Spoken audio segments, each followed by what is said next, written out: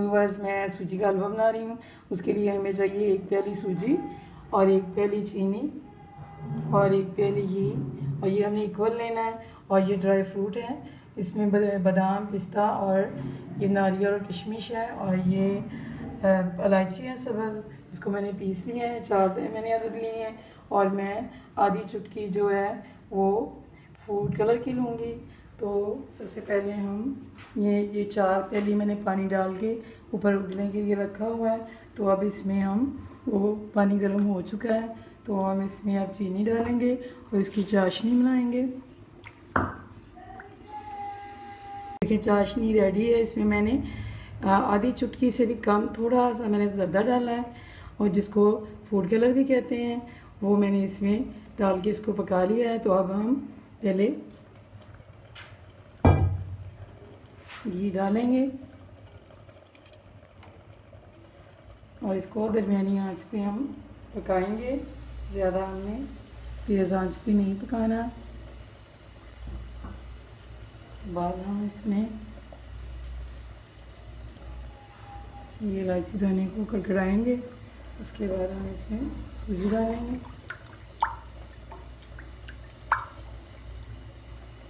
अब हम इसको, ये तकरीबन पकना शुरू हो गई है, तो हम इसमें सूजी डालते हैं, और सूजी को हमने फ्राई करना है। इतना हमने फ्राई करना है कि इसका कलर चेंज हो जाए।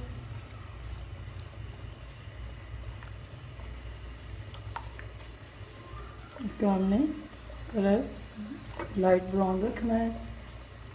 और ये आप चीनी जो है ज़्यादा कम डाल सकते हैं, लेकिन अगर इसके बराबर हो या थोड़ी सी कम हो तो ज़्यादा अच्छी लगती है।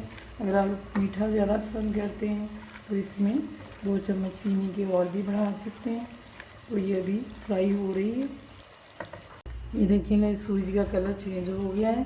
तो अब हम इसमें चाशनी को आहिस्ता आहिस्ता थोड़ा थोड़ा करके डालेंगे। एकदम से सारी नहीं डालनी, वरना ये ऊपर को उबल के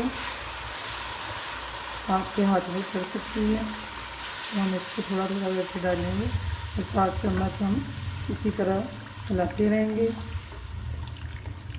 और ये हमने सारी चाशनी डाल दी है।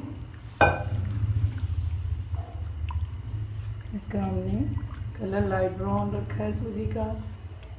डार्क ब्राउन भी कर सकते हैं, लेकिन वो ज़्यादा अच्छा नहीं लगता है, लेकिन ये ज़्यादा अच्छा लगता है लाइट ब्राउन।